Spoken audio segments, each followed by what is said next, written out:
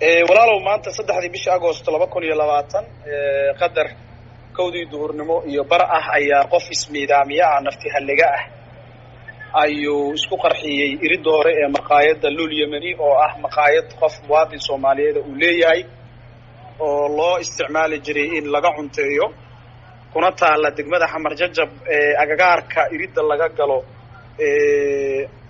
waxay u dhaxaysaa wadada Martini aada iyo laamiga dekada hormara aada dhanka Via Roma marka qofka nafti halligaha ayaa meesha isku qarxiyay qasaarahuna inta in ka badan ayay rabeen inay gaarsiiyaan laakiin ilaahay baa ku mahadsan oo qasaarihii inta ku ekeeyay laba qof oo waardiyihii maqaayada kamid ahaa ayaa u diiday in uu gudaha u galo iridda hore ayuu nafti halligihii ku qarxay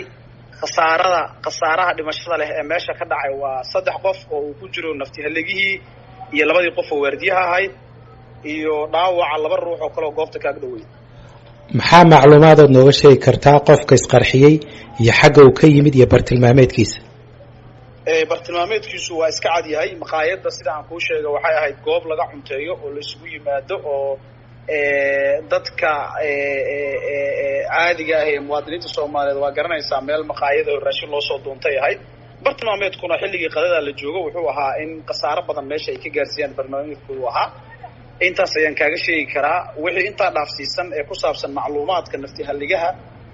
sida caadiga nafti halliguhu wuxuu ka mid yahay ururada argagixisada marka